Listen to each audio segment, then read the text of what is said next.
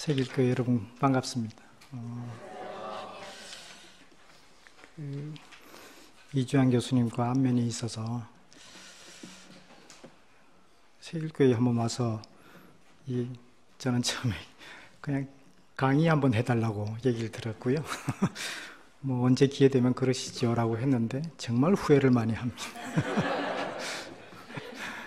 그 다음에 좀 이따 정경일 선생님께서 메시지 보내셔서 성경 본문은 어떻게 되고 예배 제목, 설교 제목은 어떻게 되냐고 가슴이 덜컥 제가 뭐라고 정말 믿음도 부족하고 교회 강단에 서서 어떻게 말씀 여러분께 하겠습니까? 그렇지만 그냥 같은 동료로서 세상을 살아가는 같은 동료로서 또 여러분도 이제 점점 늙어가시죠. 같이 늙어가는 존재로서 또 각자 기독교인으로서 이 세상에 내가 늙어가는 모습, 늙어가는 부모님, 내 주변 지인들, 이분들을 내가 어떻게 보는 게 바람직한 것인가? 내가 마지막 죽을 때 어떻게 하는 것이 가장 내 마음에도, 가족들 마음에도, 하나님 보시기에도 괜찮을까? 하도 지난 30년간 환자들 보면서 하도 죽음을 많이 보고, 저는 환자를 주로 보는 노인병 전문 의사라서 정말 끊임없이 죽음을 맞이하게 됩니다. 그런 걸 보면서 힘들게 고통스럽게 생을 마치는 분들도 많고, 정말 편안하고 행복하게 가족들과 함께 같이 삶을 마감하는 분들도 많이 보고, 그러면 뭐가 차이가 있는 걸까?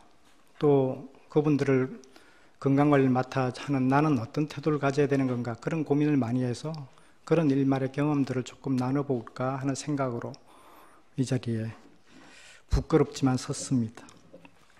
제가 대학 교수이기 때문에 말을 주변은 별로 없어서 슬라이드로 보면서 말씀을 나눌까 싶습니다. 혹시 불편하지 않으시면 양해해 주시기 바랍니다. 말씀드렸듯이 그래서 저보고 저는 성경책에서 이게 노화와 죽음과 삶에 대한 얘기를 한 번도 생각해 보고 있지 않다가 어쨌든 이번 기회에 한 번쯤 성경을 다시 보게 되고 찾아보게 해주셔서 고맙습니다. 제가 선택한 성서 말씀은 잠언과 빌립보서에서 한번 찾아봤고요. 백발이 늙어가는 게 서럽습니까?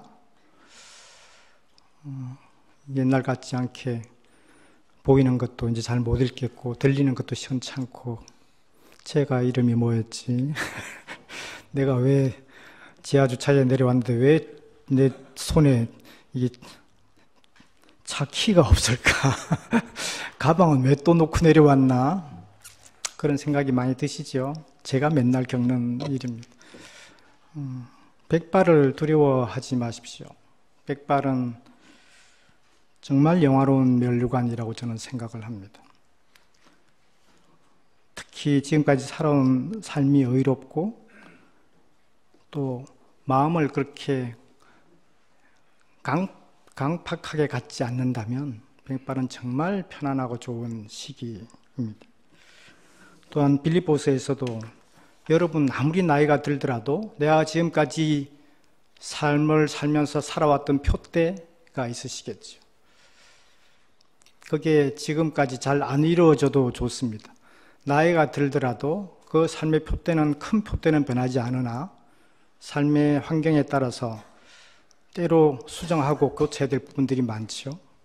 그런 삶의 표대를 놓치지 마십시오. 간절히 기대하고 바라는 것을 절대로 놓치지 말아라. 죽는 순간까지 놓치지 말아라. 그 삶을 살아온 걸 절대로 부끄럽지 않게 했으면 좋겠다. 사도 바울이 감옥에 갇혀서 빌립보 사람들에게 쓴 편지에서도 얼마나 고통스러웠겠어요. 고문을 당했을지도 모르지요.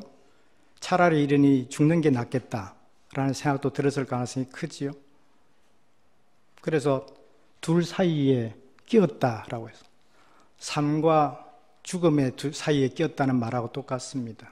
실제로 그런 생각을 했을 거고요. 그래서 차라리 죽는 게 낫겠다. 차라리 죽어서 하나님 품에 안기면 나는 편안하겠지 라고 하는 생각을 하지요. 그 오늘 읽은 성서본문의 바로 뒷부분에 그 얘기가 나옵니다. 차라리 죽는 게 낫겠다. 그럼에도 불구하고 나는 죽지 않고 참아볼게. 여러분과 같이 육신으로 같이 있는 것이 여러분에게나 나나 다 도움이 되겠다고. 혹시 여러분이나 지금 혹시 여기에 암 판정을 받고 진단을 받고 치료받는 분이 혹시 계십니까? 아니면 부모님 중에 가족 중에 누가 있습니까? 그러면 또 심한 우울증으로 고통받는 분들이 있습니까? 죽고 싶은 생각이 들기도 하지요. 이러니 차라리 죽는 게 낫겠다. 그래서 신문에 한 달에 한두 번쯤은 노인 자살, 동반 자살, 간병인 자살 그런 얘기가 나옵니다. 10년 동안 수발하고 수발하다 도저히 못 견뎌서 죽이고 나도 죽고 하는 그런 얘기도 많고요. 그런 게 그렇게 죽는 게 차라리 낫다고 생각하더라도 가족하고 같이 있는 게 훨씬 더 나을 수 있다. 어떻게 하면 그렇게만 비록 아프더라도 같이 사는 게 더 좋을까 하는 걸 한번 생각 좀 하는 시간이 됐으면 좋겠습니다. 제가 제목은 저는 노인병 전문 의사라서 제가 바라보는 노년기 삶, 저도 늙어가는 상황에 있고요. 어떻게 하면 마무리를 잘 맺을까 하는 걸 제목을 잡아봤고 저한테 왔던 할머니 한 분이고요. 숨이 차고 가슴이 아프고 기력이 하나도 없고 밥맛도 없고 그래서 오셨고 결국 최종 진단은 사진 찍었더니 여기 이렇게 볼록하게 뭐가 보여서 좀 자세히 안 보이시죠? 그래서 CT나 MR을 찍으면 이게 혹입니다. 양쪽에 혹이 차 있고 이쪽에 폐가 그래서 찌부러져 있고 폐암이시죠. 봤더니 좀 퍼져 있고 그렇습니다. 물론 흉부외과 선생님께 여쭤봤더니 수술해도 된다. 수술을 어느 정도 할 수 있고 아직 할머니가 보시기에도 뭐 크게 나쁘지 않지 않냐. 70세면 아직도 많이 늙은 것도 아니고 수술하고 항암 치료받고 뭐 할 수 있다. 받으셨습니다. 수술 받고 위에처럼 지내다가 3개월 만에 돌아가셨죠. 고통이 많았고요. 수술하고 회복이 잘 안 됐고 폐렴이 다시 생기고 각종 감염이 생기고 정신을 잃으시고 중환자실에 오랫동안 계시다가 돌아가셨죠. 그렇게 할 것인가?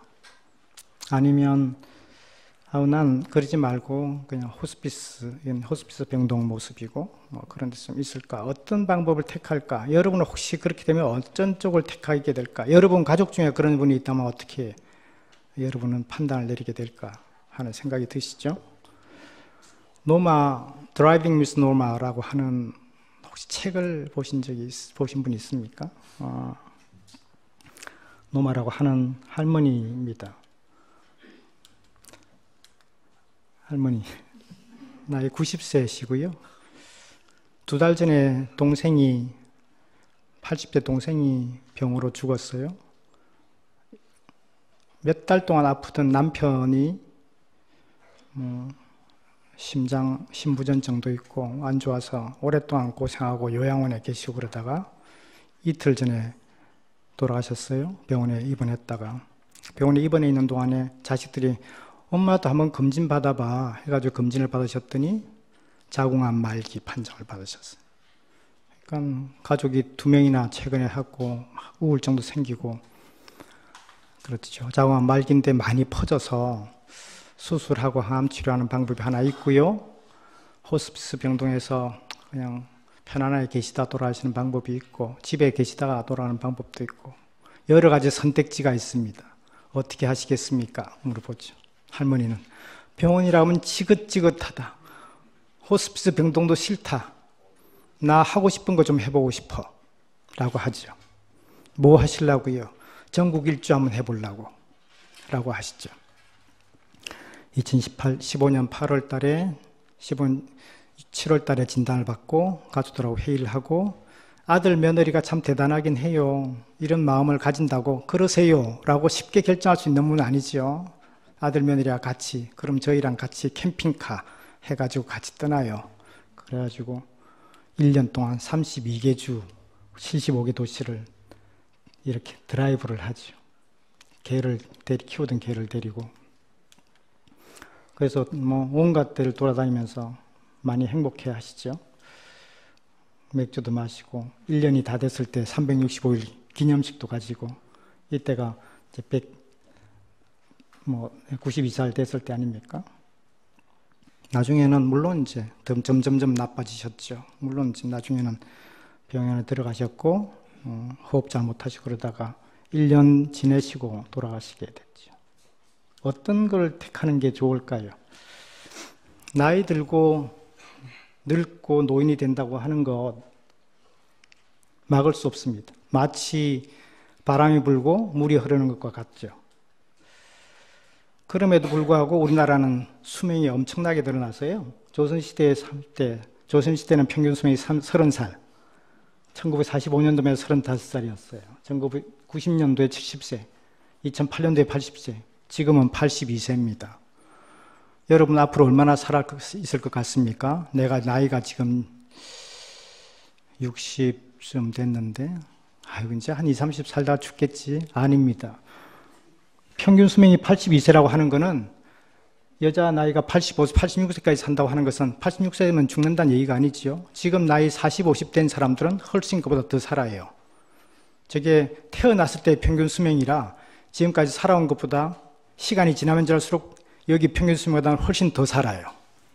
왜냐하면 일찍 죽은 사람들이 있기 때문에 그거랑 합해서 만든 평균치 아닙니까? 이제 다들 90 이상 사시겠군요. 아직 많이 남았습니다. 그죠? 현재 선진국의 평균 수명이 7, 80세 정도밖에 안 되니까 OECD 평균 수명이 76세거든요. 거기보다 훨씬 더 우리가 오래 살죠.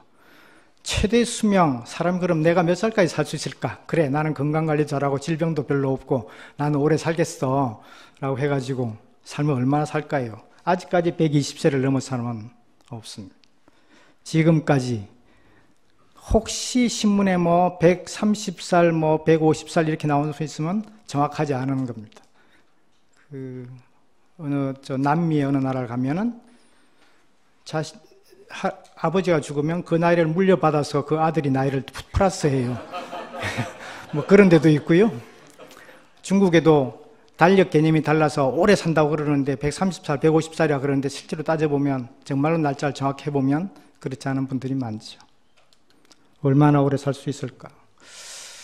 우리나라가 이 란셋이라고 하는 유명한 의학 잡지입니다. 한글로 번역해보면 21세기에 금세기에 나의 평균 수명이 90세 되는 나라는 절대로 생기지 않아. 아무리 열심히 해도. 근데 지금까지 쭉 해서 통계를 봤더니 드디어 처음으로 평균 수명 90세 이상 되는 나라가 나오더라.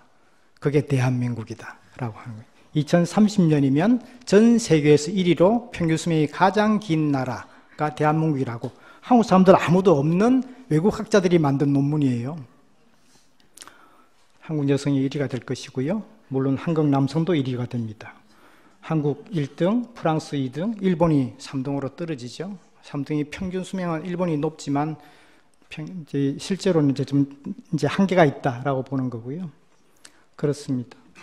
그만큼 의학 기술이 발전되고 많이 되고 그렇다. 앞으로도 수명제한은 계속될 것이다 라고 하지요. 그래서 나이 들어서 어떻게 살 것인가를 고민하는 것은 더욱 심각한 문제가 됐죠. 정말 몇 살까지 살 수 있는지는 아직 몰라요. 최근에 두 번째 실린 논문인데 여기 오스테드라는 교수하고 올찬스키라는 교수가 지금 내기하고 있습니다. 오스테드 교수는 150살 이상 살 수 있는 때가 곧 와 라고 주장하는 사람이고요. 올찬스키는 절대로 그런 일은 없어. 아무리 해도 130세, 120세를 넘는 사람은 생기지 않을 거야 라고 주장하는 분이죠. 오스테드 교수가 논문을 발표했어요. 2150년이면 150세 인간이 드디어 출현하기, 지금처럼 유전공학적인 발전도 많고 의학 발전도 많이 되고 그래서 틀림없이 나온다라고 얘기했고요. 올찬스키는 절대로 그런 일 없어 해가지고 둘이서 막 싸우다가 내기하자 그랬어요.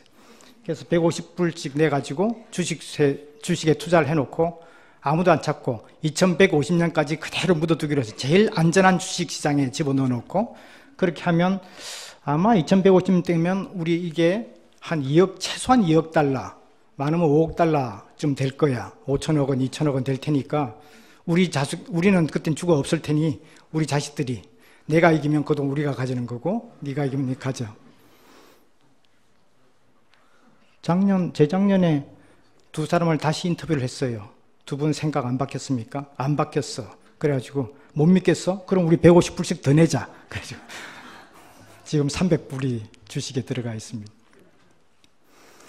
이런 식으로 여러분은 어떻게 생각할지 모르지만 아직 의사들 중에서도 3분의 2는 150살 어려워하는 사람들이고요. 3분의 1은 가능하다라고요.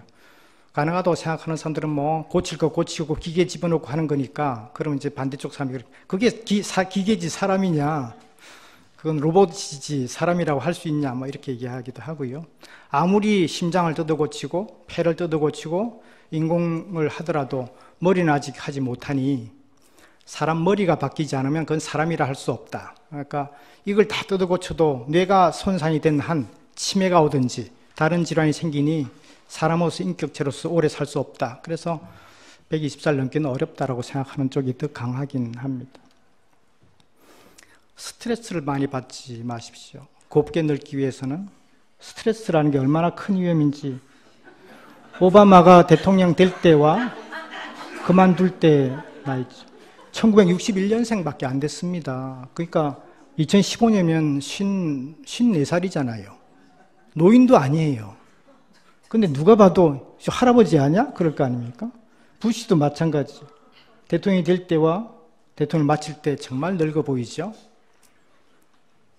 한 나라의 국가를 운영하는 이런 물론 뭐 아닐 수도 있죠. 이건 누구를 절대로 폄하하자는 건 아니고요.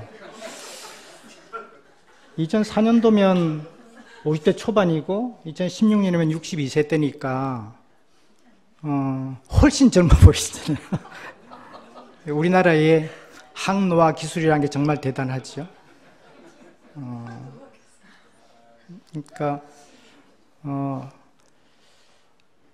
그만큼 우리나라가 더 오래 사는지도 몰라요. 더 젊어 보이기도 하고. 근데 이제 누가 나쁘다 좋다를 얘기하는 게 아니고 이런 스트레스가 빨리 늙게 만든다. 스트레스를 안 받으신 건가? 그거보다는 피부에 열심히 관리를 많이 받으신 거고요. 저는 개인적으로는 이 사진이 훨씬 더 좋아요. 나이가 들면 적당히 주름도 생기고요. 거기서 묻어나는 인품, 온화함, 포용성 이런 게 보이지 않습니까? 얼굴에? 링컨도 나이 50 넘으면 자기 얼굴에 책임을 져라 그런 말을 하는 것처럼 나이가 들면 거기에 드러나는 인품이 있어요. 그걸 자꾸 고치면 우리가 연예인들 이렇게 TV에서 많이 보지만 너무 뜯어 고쳤다. 저게 너무 이렇게 흉하네. 그런 생각이 들 때도 가끔 있지 않습니까? 자기 모습을 억지로 뜯어 고치려고 하지 마세요. 저한테 오면 뭐 반점 이런 거는 해줄 분들 얼마든지 소개해 드리겠습니다만 막 집어넣고 뭘 이렇게 하는 거는 좀 안 했으면 하는 생각이 저는 개인적으로 좀 듭니다. 노인을 65세라고 하지요. 정말로 그렇게 될까요? 2015년부터 노인 기준 연령을 높이자 하는 얘기가 너무 많아요. 노인들이 너무 많아지니 할 일도 없고 돈만 받아가는 노인들이 많아지고 뭐 그런 것 때문에 그렇죠. 서울시는 아직 고령사회가 안 됐지만 곧 되지요. 그래서 노인회에서 70세로 높이자. 그런데 노인 단체 내에서 대판 싸움이 벌어졌어요. 누가 70세까지 높이자 그랬냐. 65세부터 전철 무료 그게 나오고 뭐 복지가 많아지는데 지금까지 그럼 열심히 살고 내가 이제 그거 좀 혜택 받겠다는데 그게 그렇게 싫냐? 그러고도 하는 싸움이 또 있죠. 그래서 많이 싸워서 흐지부지 됐어요. 70세를 높이자 하는 게 많은 사람이 노인을 대상으로 하면 이렇게 많은 사람이 찬성하지만 실제로 혜택 때문에 잘 안 되죠. 그래서 늙어도 노인 되기 힘든 게 우리나라 현실입니다. 이제 우리나라의 현실을 한번 노인들의 삶을 보고 그 모습에서 내가 어떻게 살아가야 될지를 한번 살펴보는 시간을 좀 갖도록 하겠습니다. 노인이 여러분이 나이가 들어도 행복하려면 요 네 가지는 꼭 이루고 있어야 되겠군요. 많이 아프지 않아야 됩니다. 웬만큼은 돈을 가지고 있어야 됩니다. 할 일을 잃어서는 안 됩니다. 나이가 들었다고 아무 할 일 없이 있어서는 안 됩니다. 혼자 살지 마십시오. 요 네 가지는 반드시 지켜야 내가 그래도 삶의 질이 괜찮다, 그런 대로 괜찮게 살고 있다 라고 얘기할 수 있죠. 그런데 우리나라 현실은 그렇지 못합니다. 전체 노인 중에 90%, 10명 중에 9명 이상이 최소한 1개 이상 병을 가지고 있죠. 저도 고혈압 약 먹고 있어요. 여기 계신 분들 중에 고혈압은 아마 반수 이상은 먹고 계실 거요. 정말 많죠. 거기다가 무슨 뭐 당뇨도 있는 분이 있을 거고, 간이 나쁜 분도 있을 거고, 그렇겠죠. 그 3개 이상 병을 갖고 있는 분들이 절반이에요. 65세 이상만 따졌을 때. 그 병 없는 사람은 정말 복받은 분이죠. 10명 중에 1명에 속하는 거니까. 병 많습니다. 제가 나이 따라서 병이 어떻게 생기는가, 40대, 50대 고혈압 생기기 시작하죠. 당뇨병도 생기기 시작합니다. 문제는 60대, 70대, 80대 들어서면서도 문제예요. 눈도 나빠서 백내장 생기죠. 전립선이 나빠서 소변도 지리고 자꾸 안 좋죠. 뼈가 약해서 뼈가 뻑하면 부러지죠. 관절이 나빠지죠. 심장도 병이 생기기 시작하고요. 이제 중풍기도 조금 생겼다고 하죠. 치매도 이제 점점 생기겠죠. 나이 70이 제일 문제. 나이 70. 그래서 터닝 포인트, 노화를 비교적 활기차고 건강하게 지낼 수 있느냐 하는 거에 터닝 포인트가 70입니다. 70이 가까운 분들은 잘 되새겨서 정말 다시 한번 내 삶의 태도가 괜찮은가 보시는 게 좋겠다 싶고, 70대 들어서면 평균이 질병이 5개고요. 아무리 적게 봐도 보통 뭐 3개 정도 되지만, 문제는 이런 병들은 나중에 듣는 거, 보는 거, 움직이는 거를 다 못 쓰게 만드는 기능장애를 일으키는 그런 병들이죠. 그래서 실제로 눈 안 보여서, 귀 잘 안 들려서, 관절이 너무 아파서, 숨이 너무 차고 심장이 아파서, 기억력이 떨어져서, 숨이 가빠서 뭔가 할 일을 제대로 못하는 노인들이 정말 많아진다. 기능장애도 많고 역할이 없어지죠. 우리나라 노인들은 전 세계 1위로 가난이 제일 높습니다. 돈이 없죠. 참 이상하죠. 오래 사는데, 열심히 산업 여건을 살아왔는데 그 이유가 모든 돈을 자식한테 올인한 게 가장 큰 문제점이에요. 모든 돈을 자식 잘 되라고 다 쓰죠. 외국은 그런 데 절대로 없습니다. 자기를 일병 버는 거는 자기가 쓰는 거죠. 그리고 돈이 없어서 다 가난하게 살아요. 자식이 내 몰라라 하면 그걸로 끝입니다. 그때부터는 참 비참한 삶을 살게 되죠. 그리고도 혼자 살아요. 제가 어렸을 때만 해도 우리 집에 할아버지, 저희 부모님 뭐 그렇게 3대가 되게 같이 살았죠. 뭐 큰 도래판에다가 뭐 했고 같이 먹고, 그런 게 지금도 물론 그립습니다만, 지금 우리 집도 물론 이제 그렇게 안 됐죠. 3분의 1이 독거가구이고요. 그 중에 3분의 1이 노인이고요. 그 중에 3분의 1이 70대예요. 70대가 제일 몸이 안 좋다고 그랬는데 그 사람들이 혼자 살고 있으면서 다 힘들게 살고 있다는 얘기군요. 그만큼 고독이 많죠. 그래서 죽어요. 자살을 해. 힘없는 노인들이 농약을 먹거나 목을 매달거나 투신자살하거나 그러고 죽는 자살률도 세계에서 1등입니다. 어렵죠. 이런 걸 보면 우리나라 현실이 정말 어렵구나. 노인들의 삶이라는 게 피폐하구나라는 생각을 할 수 있죠.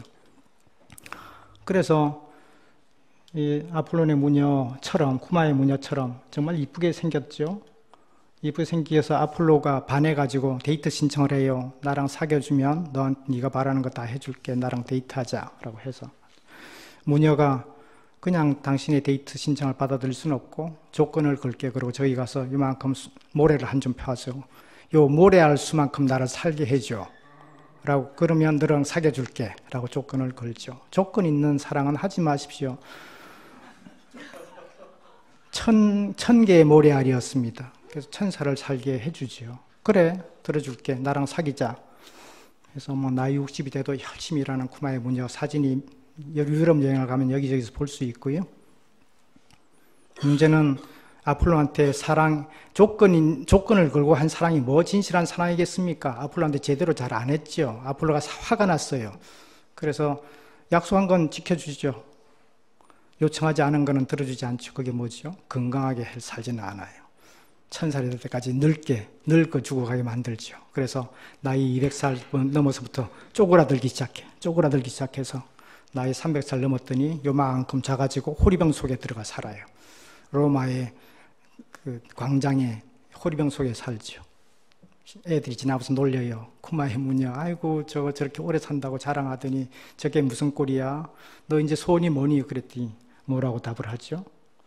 제발 좀 죽여다오. 그러지. 우리나라 노인들이 정말 오래 살고 세계 최장수 국가가 되긴 하지만 저렇게 아프고 돈 없고 외롭다 그러면 쿠마의 무녀와 다를 바가 뭐 있을까 하는 생각이 들지 않습니까? 제발 날 죽여다오 라고 할지 모르지요. 그렇게 되지 않도록 하자. 이제부터 목표를 향해 달려가 보겠습니다. 어떻게 하면 될까? 건강하게 오랫동안 잘 살자. 그게 목표죠. 세계보건국에서 만든 겁니다. 질병이 가급적 생기지 않도록 하자. 가지고 있는 질병 잘 관리하자. 튼튼하게 기정을 유지해서 아유 나 차 안 타 걸어갈게 하는 몸을 가졌으면 좋겠어. 허약하지 않았으면 좋겠습니다. 절대로 들어눕지 말자. 제발 침대에 들어누워서 살지 말자. 소파에 들어누워서 살지 말자. 살던 곳에서 죽을 때까지 요양원이나 어딘 다른 데 가서 남들한테 실려가지 말고 살던 데서 살다가 딸깍 죽자 하는 게 우리의 바람이고 그게 건강노화예요. 그게 건강노화. 그래서 행복하게 내가 살다가 가는구나 라고 하는 게 퀄리티 오브 라이프, 삶의 질이고 행복한 삶의 질이라고 할 수 있습니다.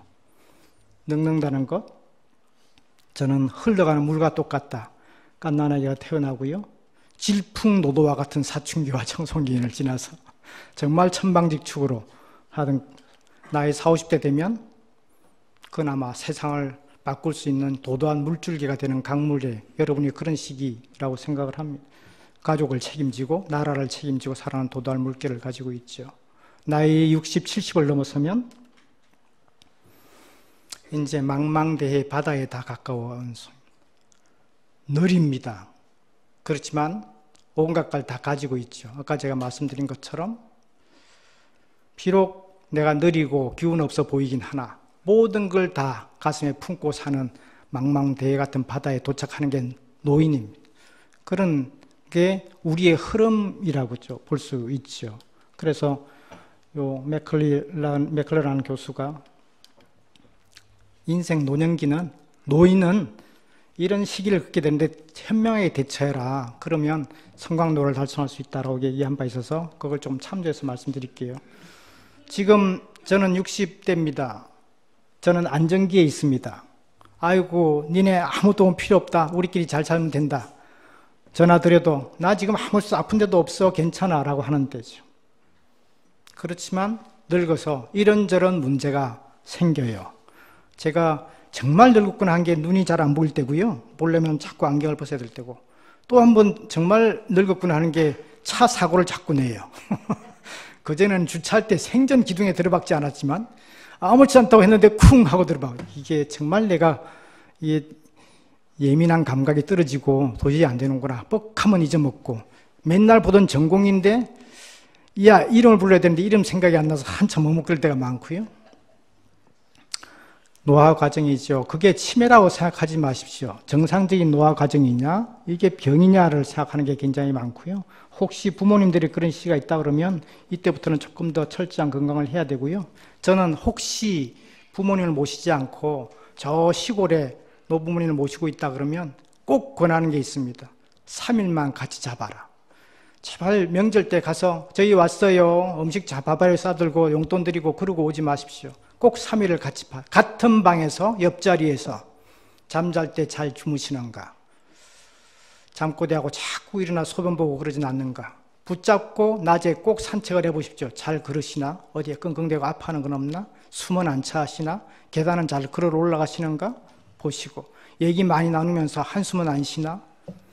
제발 3일만 같이 지내봐라. 잠깐만 보고 있지 말고. 그래야 치매기가 있는지 정말 몸에 어디 고통스러운 데 없는지 알 수 있다라고 하는 거죠. 또 한 가지 반드시 해야 될 것, 여러분 유언장을 만들든지 AD라고 하는 사전의료의양 지침서라는 걸 꼭 하시고, 세길교회는 그거 없지요. 요새 많은 교회에서 사전의료의양서 작성기관이라는 걸 신청을 해요. 물론 좀 복잡하긴 하면 설명해 주는 사람도 교육받고 있어야 되고요. 병원에서도 귀찮아서 잘 안 하는 겁니다. 하나하나 설명해 줘도 이건 꼭 작성하기를 권합니다. 나이가 들면 머리도 빠지고요. 저는 옛날에 정말 머리숱이 많아서 나는 왜 이렇게 머리숱이 많을까 고민했었습니다. 근데 저도 이제 머리가 벗겨지죠. 심장도 숨이 차기 시작하고 지구력도 떨어지고 체지방 왜 똑같이 먹는데 왜 뱃살이 나올까요? 똑같이 먹고 똑같이 생활하는데 왜 배가 나올까요? 신체 대사 기능이 떨어지기 나이 50대면서부터 떨어지기 시작해요. 신체 대사 가만히 있어도 지가 알아서 엔진을 돌리는 걸 신체 대사라고 그래요. 그 신체 대사 기능이 떨어지기 때문에 똑같이 먹어도 몸에나 기름기가 점점 쌓입니다. 그래서 나이가 들수록 더 움직여라. 몸을 제대로 관리하기 위해서는 그게 답이죠. 그런 게 자꾸 생기기 시작하고 폐기능, 근육, 뼈 다 떨어지기 시작하죠. 이게 노인병일까 노화일까를 구분하는 세 가지 핵심 키포인트가 있습니다. 첫 번째, 이게 치료가 가능한 건가? 치료가 가능하면 질병이고요. 치료가 불가능하면 노화예요. 돌아갈 수 없는 걸 가지고 억지로 돌아가려고 주변에 혹시 가다가 항노화 클리닉 믿지 마십시오. 무슨 주사 맞고 무슨 마늘 주사 맞고 뭐 하면 피곤하게 풀리고 피부가 팽팽해지고 믿지 마세요. 어디에도 제대로 된 근거가 없는 거라서 항노화라는 건 있을 수 없습니다. 늙어가는 노화 과정을 되돌리는 방법은 없습니다. 그거는 흐름이죠. 두 번째, 혹시 발생 시기가 이런 증상 생긴 게 내 또래에 비해서 훨씬 빨리 생겼나?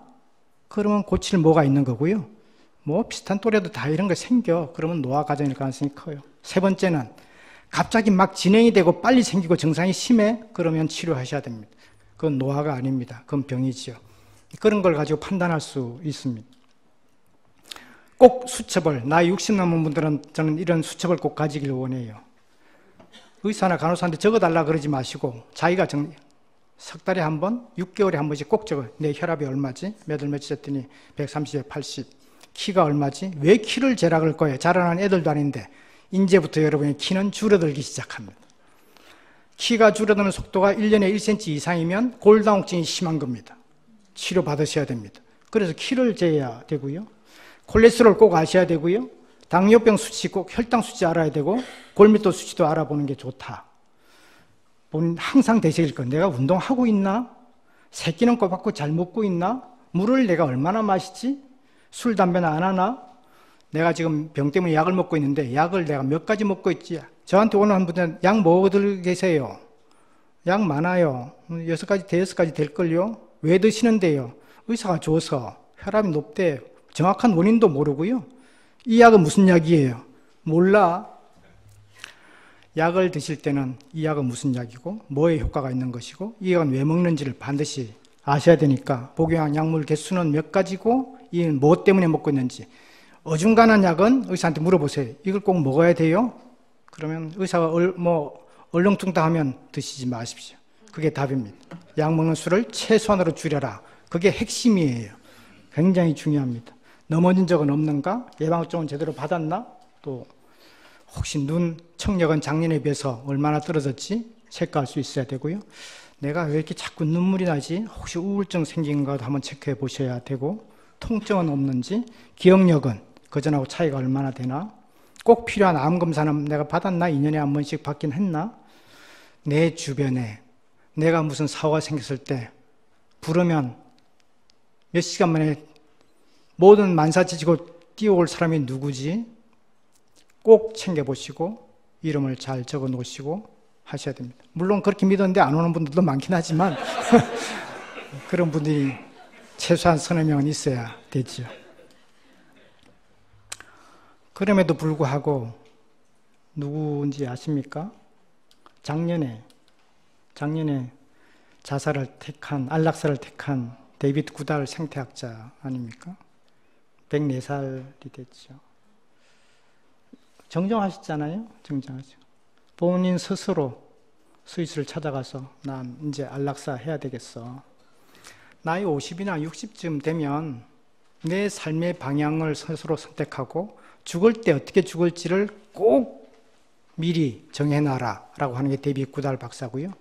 나이 90 넘었으니까 인생의 재미가 아무것도 물론 그렇지 않은 김영석 박사님도 계시죠. 나이 인생은 60부터고 나이 90 됐는데 정말 아무렇지도 않고 재밌다라고 하시는 박사님도 계시지만 어쨌든 나이 90대는 새로운 삶을 좀 자기에 맞게 할 필요가 있다고 한 분이 있어요. 그래서 아까 AD, 사전 의료 의향서, 내가 죽는 모습에 대해서는 미리 좀 정해둘 필요가 있는 걸 아시죠?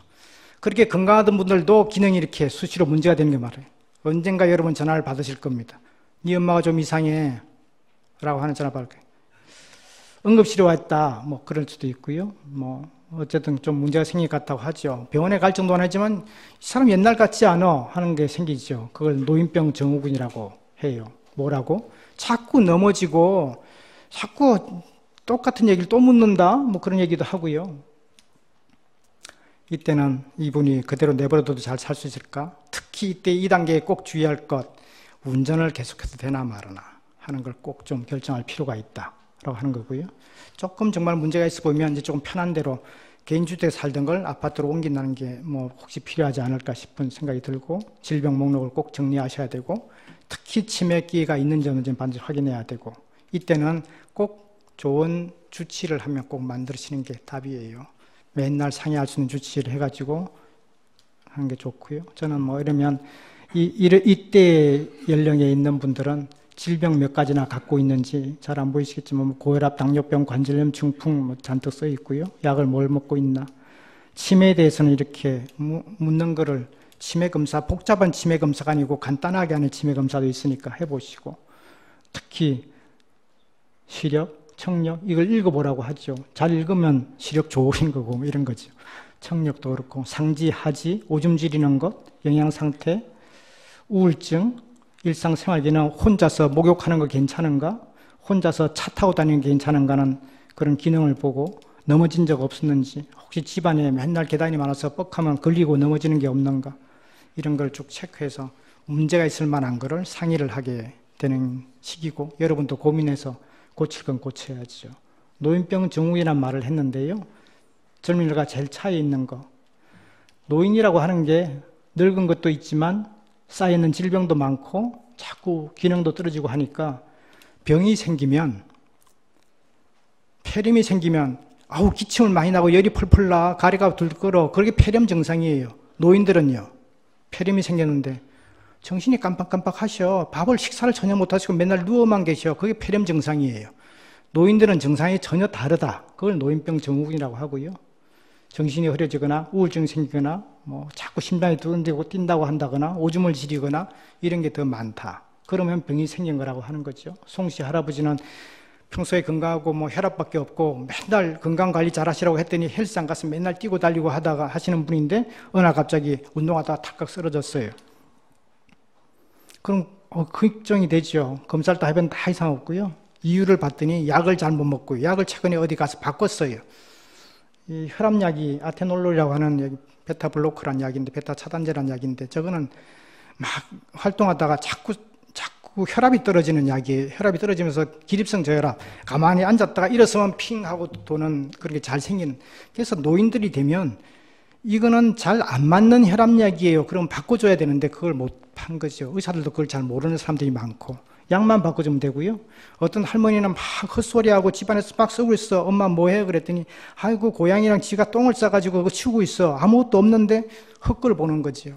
그게 왜 그럴까? 그러면 사람들이 치매 생겼나 걱정을 하잖아요. 영양불량 때문에 생긴 병입니다. 혼자 살고 있어서 먹는 거 맨날 밥맛 없다 그러면서 국에다가 밥 말아가지고 그거 다 먹었다 그러고, 밥 잘 먹었다 그러고 맨날 전화하면 식사 다 잘했어 하고 얘기하는 분이죠. 저는 다른 영양성분이 제대로 안 됐죠. 영양성분이 좀 뇌에 헛것이 보이는 병이 생기거든요. 그게 석 달쯤 되면 이런 헛것이 보여서, 이건 영양관리만 잘해주면 아무렇지도 않은 거고요. 서산에 사시는 이씨 할아버지는 뭐 저한테 하다가 안 돼서 왔다고, 뭐 도저히 저 좀 밥 좀 먹게 해주세요. 밥맛이 없어 체중이 10kg 가까이 빠졌고요. 왜 생겼을까 따지고 봤더니 결국 가족 문제고요. 자식이 돈 협박해가지고 돈 다 뺏어가고 싸우고 뭐 이런 것 때문에 시작됐는데, 우울증 치료하고 불안증 치료해도 잘 안 되고, 이럴 때는 밥맛 나게 하는 약을 줘서 밥맛 좋게 해준 수밖에 없지. 위기 발생이 생깁니다. 응급실로 갑자기 가게 되는 게 생겼어요. 나 응급실에 와 있다 그런 수도 있고요. 아니 건강하던 분이 왜 낙상당해서 골절되는 경우가 굉장히 많고, 뇌 손상이 생기는 경우가 많고, 이럴 때 입원을 하게 되죠. 이럴 때 어떻게 할 건가? 의사의 설명을 잘 듣고 패스트 메디슨을 할 거냐 슬로우 메디슨을 할 거냐 결정을 잘해라. 저는 제가 하는 의학 분야는 슬로우 메디슨이에요. 급하지 않게. 우리나라 의학은 전부 다 빨리빨리 응급실로, 그래서 큰일 났네, 빨리 가서 중환자실 빨리 가서 수술 빨리 합시다. 그래서 수술하고 막 후닥닥 하는 걸, 우리나라는 그게 굉장히 잘 돼 있어요. 그래서 생명을 많이 살려요. 심장마비된 사람, 중풍이 생긴 사람 헐렁헐렁 해가지고 다시 야 정말 잘 됐죠, 살아났어요. 노인들은 갑작스럽게 그렇게 되는 게 별로 없습니다. 노인들은 참 재밌어요. 뭐 큰 탈 난 것 같지만 보면 또 멀쩡하죠. 오늘 밤에 확 나빠졌다가 내일 아침에 또 괜찮아졌다가. 나이가 들면 병도 빨리 진행이 되지 않습니다. 천천히 생각하자. 슬로우 메디슨을 하는 게 훨씬 더 낫다. 그럴 때 막 해가지고 큰일 났네요. 빨리 중환자실 가지고 인투베이션, 인공호흡기 달고 빨리 수술할까 말까요? 갑자기 하지 않는 게 저는 좋다고 생각을 하고요. 특히 이때는 치매, 우울 이런 게 잘 생길 때고요.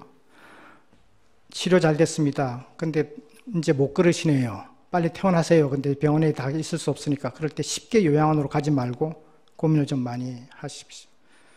퇴원하라 그런다고 퇴원하지 말고 좀 버티세요. 뭘 좀 더 해야 될까를 고민하는 게 훨씬 더 좋습니다. 김씨 할머니는 고혈압 당뇨병 있다가 화장실 가다 넘어져서 머리를 크게 다쳤거든요.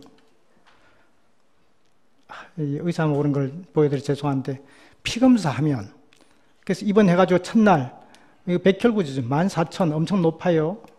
당도 160이 높으시고요. 뭐 소음기는 좀 떨어져 있고 뭐 검사 그래요. 그 다음날 수액 하나 따라주고 그 다음날 해봐요. 백혈구 아까 14,000이 6,000밖에 안 되네요.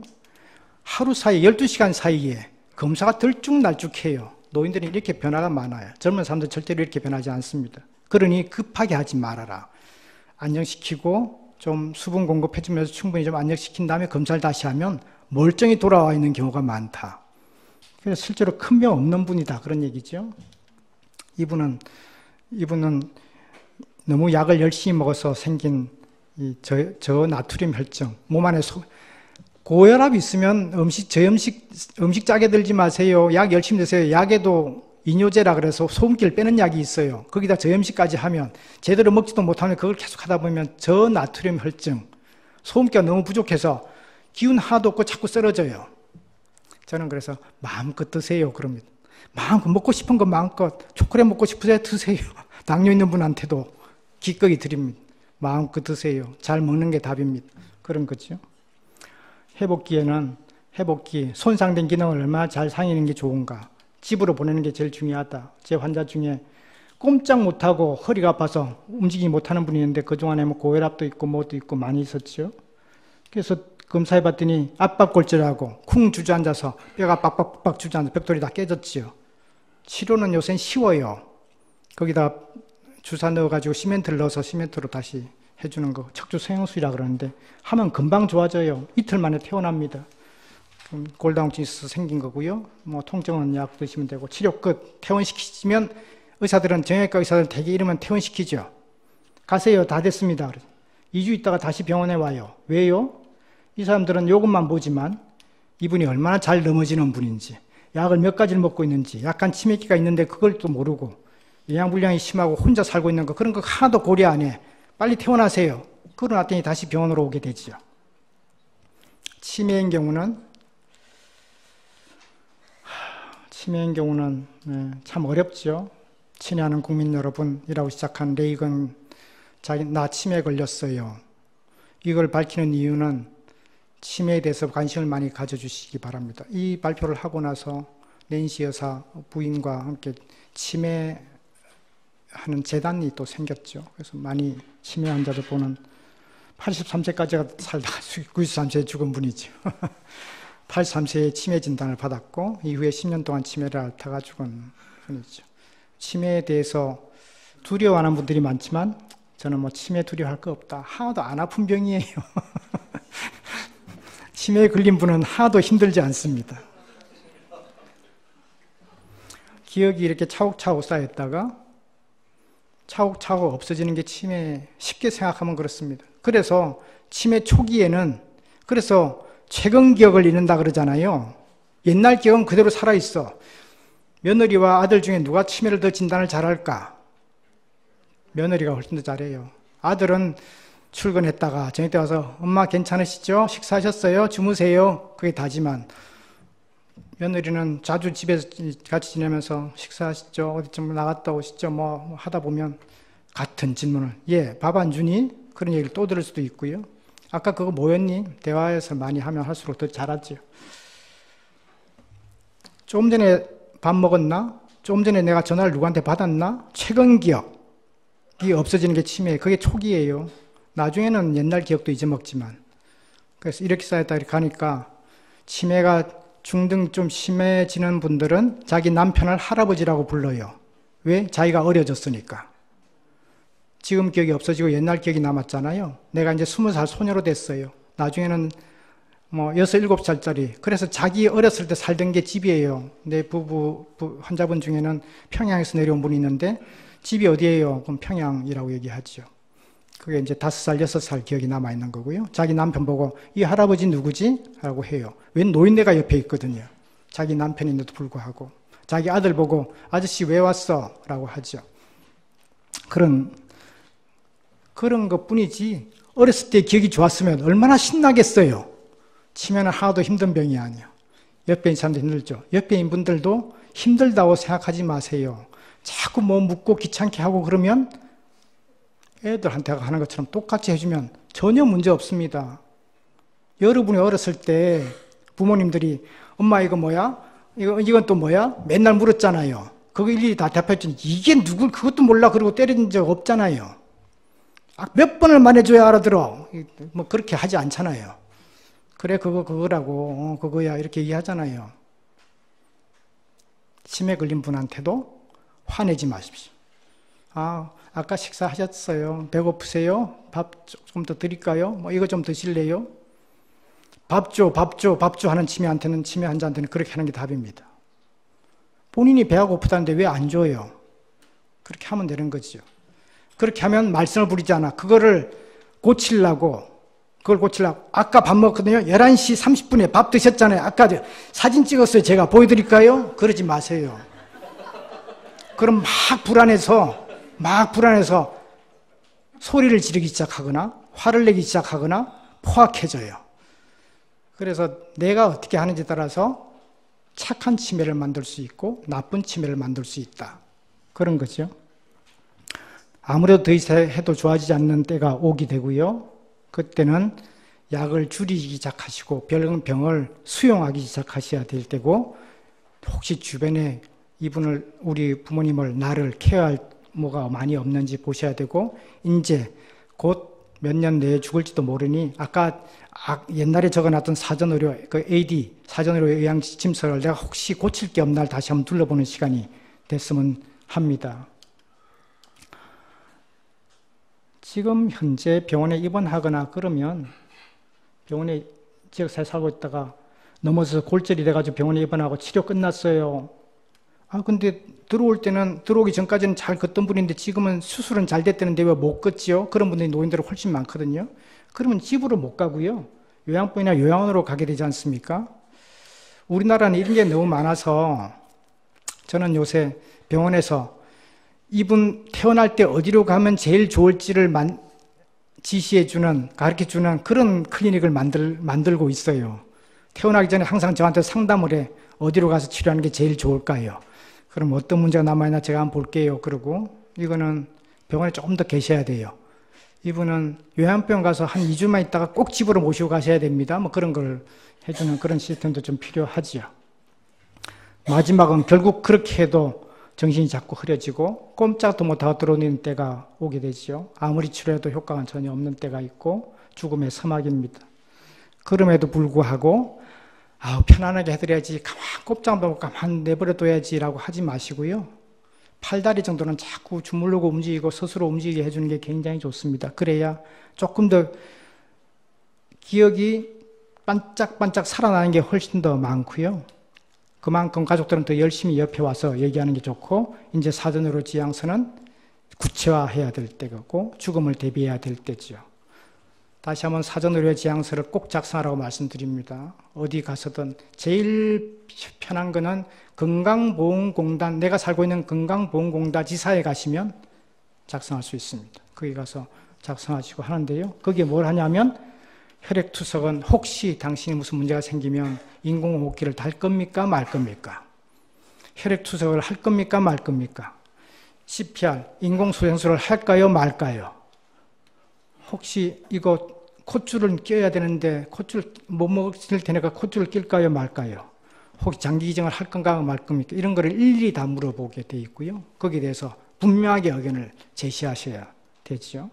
혹시 내가 정신이 없었을 때 내가 혹시 갑자기 문제 생겨서 중환자실 하거나 무슨 정신이 없을 때는 꼭 내 아들한테 내 아들도 못 믿겠어. 내가 제일 믿는 여기 교회 친구가 있는데 그 친구한테 내가 대신 좀 해줄게. 그분 사인 받고 하시면 그분이 대신 해줍니다.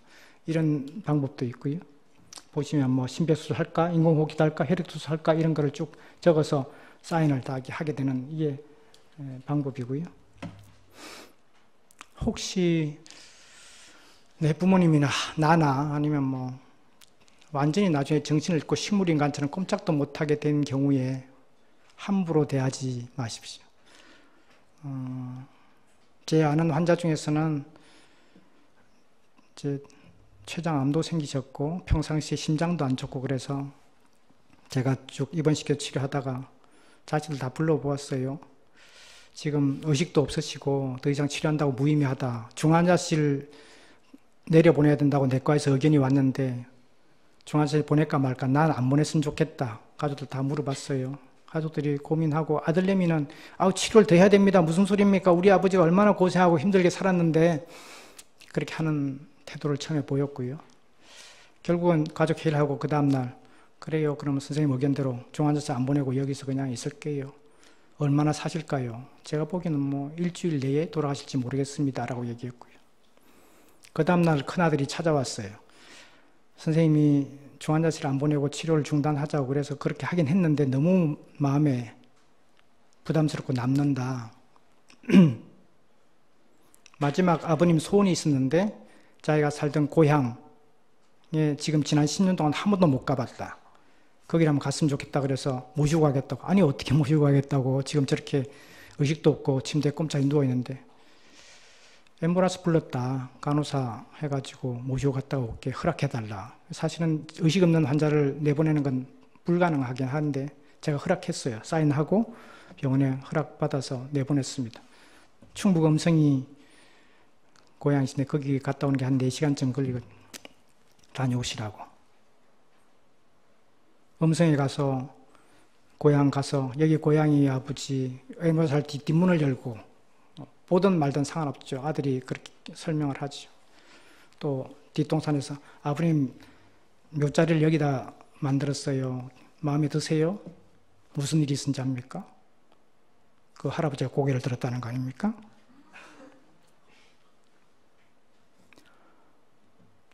혹시 의식이 없어서 누워있는 분들한테 많은 사람들이 병문안을 오죠. 그리고 뭐 얘기도 하고 기도도 하고 그러지요. 아무 의식이 없을 것 같죠. 반응이 전혀 없습니다. 그런데 평소에 내가 정말 아끼던 막내딸이 내가 그분이 너무 좋아하던 분이야. 그분이 와서 아빠 나왔어 하고 손잡았을 때 뇌가 살아 움직입니다. 다른 사람이 왔을 때 아무렇지도 않던 뇌가 그럴 때는 살아 움직입니다. 함부로 얘기하지 마십시오. 식물인간이라고 함부로 얘기하지 않았으면 좋겠다 하는 거고요. 우리 어머님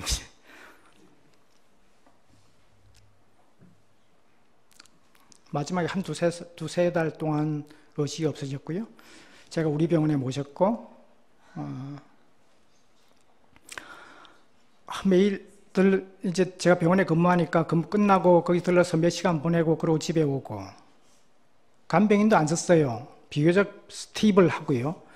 의식은 없지만 그래서 그냥 그 중환자실 인공호흡기 이런 거 아무것도 안 달겠다고 했고 그런데 뭐 모니터링 하고 있죠. 간호사들이 항상 보고 있으니까 맡기고 그리고 집에 와서 자고 또 아침에 와서 인사드리고 뭐 할 일 하고 또 저녁 때 가고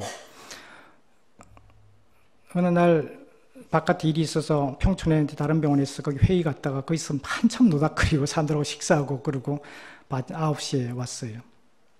탁 딱 들어서 엄마 저 왔어요 라고 얘기했더니 좀 전까지 멀쩡했던 혈압이 툭툭툭 떨어지기 시작해요. 그리고 30분 만에 돌아가셨습니다. 날 기다렸던 거지.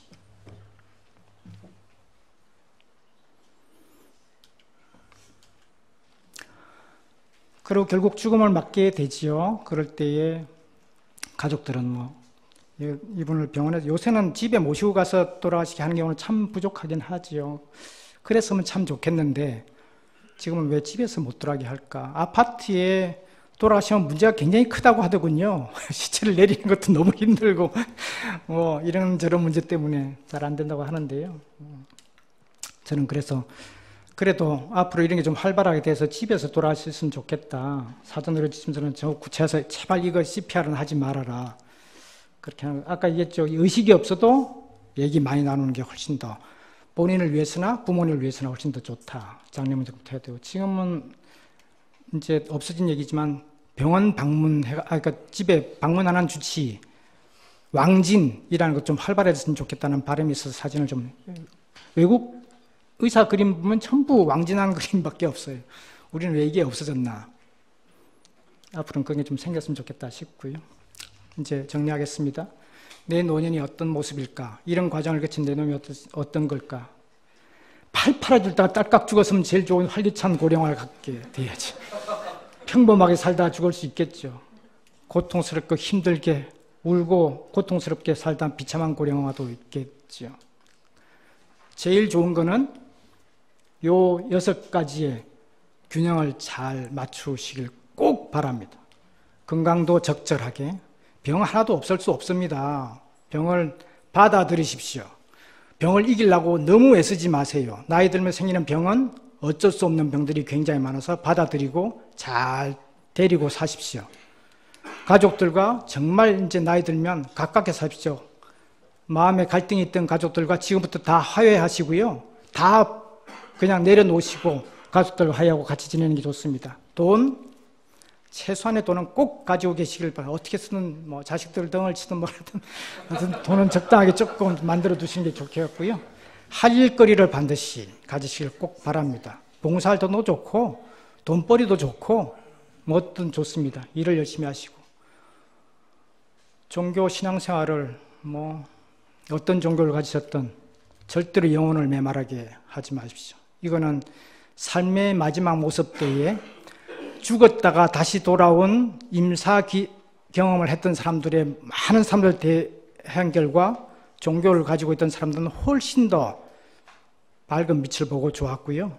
그러지 못한 사람들은 힘들었다 하는 반응이 많아서 꼭 종교를 가지고 영혼을 풍부하게 하시는 것 꼭 부탁드립니다. 마지막에 친구들과 즐겁게 지내는 친교 활동을 절대로 게을리하지 마십시오. 사회 활동을 계속하는 게 정말 도움이 될 겁니다.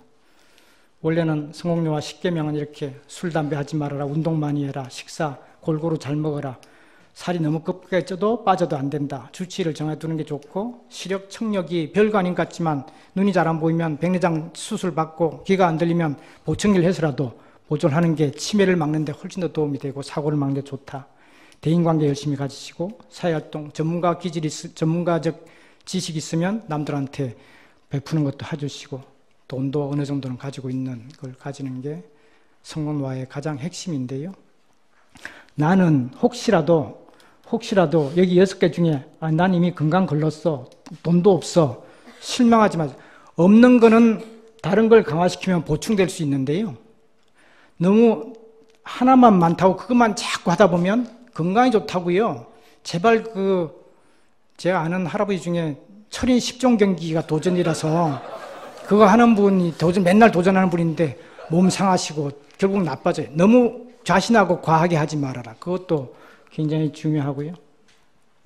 연령 증가의 노화를 바꾸려고 하지 마시지. 바꿀 수 없습니다. 어쩔 수 없습니다. 그렇지만 질병이 새롭게 생기거나 기능자가 생기는 것은 얼마든지 여러분 노력에 따라서 예방이 가능하고요. 아무리 나이가 들어도 시간이 허망한 것은 아닙니다. 어떻게 여러분이 꾸려나가는가가 굉장히 중요하다 알고 계시고, 여러분이 혹시 죽을 때 그래 어머님 신분으로 이 세상에 왔다가 정말 이제 어머님 곁으로 다시 돌아가요 하는 담담한 마음이거나 정말 신나게 살다가 소풍 나왔다가 죽는다고 생각하는 즐거운 어린이 같은 마음이거나 하는 마음으로 죽을 수 있기를 간절히 기도를 합니다. 심프리사 페로 심파우사, 스페인 속담인데 절대로 서두르지 말아라. 일단 나이가 들었습니까? 서두르지 마십시오. 그렇지만 절대로 중단하지 마십시오. 너무 서두르지 말아라. 그러나 중단하지는 말아라. 노인의 걸음걸이를 생각하시면 됩니다. 앞으로 내가 노인을 편하게 하려면 노인의 걸음걸이가 느리긴 하나 절대로 그걸 멈추지 마십시오. 내가 여러분이 혹시 바라던 거 있습니까? 버킷리스트가 있습니까? 나이가 아무리 70, 80 늙었더라도 꼭 하십시오.